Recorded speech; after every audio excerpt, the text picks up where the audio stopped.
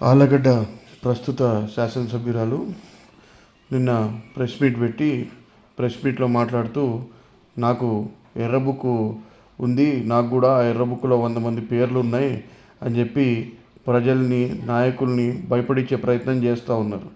నేను ఒకటే చెప్తున్నా, ఆళ్ళగడ్డలో ఎవరుని ఎర్ర బుక్కులకి పచ్చ బుక్కులకి భయపడే వాళ్ళు లేరు. ఆళ్ళగడ్డలో తీవ్ర స్థాయిలో ఫ్రాక్షన్ ఉన్నప్పుడే ఎదుర్కొన్న కార్యకర్తలు నాయకులు అందరూ కూడా ఉన్నారు. అన్ని విధాల ఇబ్బందులు పడే ఈరోజు ఇంత దూరం వచ్చాం.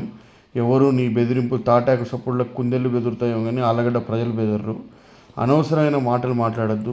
ప్రజలు నీకు అవకాశం ఇచ్చింది ఎర్రబుక్కు రాజ్యాంగాన్ని అమలు చేయడానికి కాదు, మీరు చెప్పిన మేనిఫెస్టోని అమలు చేసి ప్రజలకు మరింత మేలు చేస్తారు. గతంలో జగన్మోహన్ రెడ్డి గారు చేసిన దానికంటే మరింత మేలు చేస్తారనే ఆలోచనతో ప్రజలు మీకు అవకాశం ఇచ్చారు. ఈరోజు ఆ హామీలన్నీ పక్కన పెట్టేసి ఈరోజు మా కాడ ఎర్ర బుక్ ఉంది, మా కాడ పచ్చ బుక్ ఉంది, దాంట్లో నీ పేరుందో ఎవరి పేరుందో అని చెప్పి ప్రజల్ని భయపెట్టే ప్రయత్నం మాత్రం చేయొద్దు. ఎవరు భయపడరు, ప్రజలు అన్నీ కూడా గమనిస్తూనే ఉన్నారు. ఖచ్చితంగా నువ్వు చేసే అవినీతి మీద వసూళ్ళ మీద చర్చకు కూడా వాళ్ళు ప్రజలే ఒకరోజు సిద్ధమై వస్తారు. అంతవరకు ఓపిక పట్టు. ఆ రోజు కూడా దగ్గరలోనే ఉంది, తొందరపడద్దు. నేను ఒకటే చెప్తా ఉన్నాను, ఈరోజు ప్రజలు మీకు అవకాశం ఇచ్చారు. ఆశపడి మరింతగా మేలు జరుగుతుంది మాకు, ఈరోజు జగన్మోహన్ రెడ్డి గారి ప్రభుత్వంలో జరిగిన దానికంటే మరింత మేలు జరిగే అవకాశం ఉంది అని చెప్పి మీరు చెప్పిన సూపర్ 6 హామీలు నమ్మి ఈరోజు మోసపోయారు ప్రజలు. ఈరోజు మిమ్మల్ని అధికారంలోకి ఇచ్చిన తర్వాత అధికారంలోకి వచ్చి 3 నెలలు అవుతుంది. 3 నెలల నుంచి ఈరోజు వరకు మీరు ఒక్క పథకాన్ని కూడా అమలు చేసిన పాపన పోలేదు.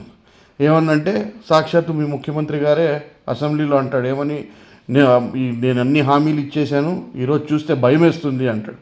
అంటే 14 ఏళ్ళు ముఖ్యమంత్రిగా చేశాను, నేను ఎన్నో ఆర్థిక సంస్కరణలు తెచ్చాను, నేను వీళ్ళకి కంప్యూటర్ నేనే కనిపెట్టాను, ఇది నేనే కనిపెట్టాను అని చెప్పుకునే వ్యక్తికి మరి రాష్ట్ర ఆర్థిక పరిస్థితి తెలియదు. ఆ హామీలు ఇచ్చేటప్పుడు ఏ పరిస్థితుల్లో ఉందో రాష్ట్ర ఆర్థిక పరిస్థితి తెలియదు ఆయనకి.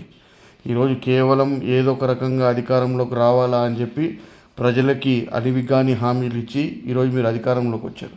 మీకు చేతనైతే ఆ హామీలని నెరవేర్చండి.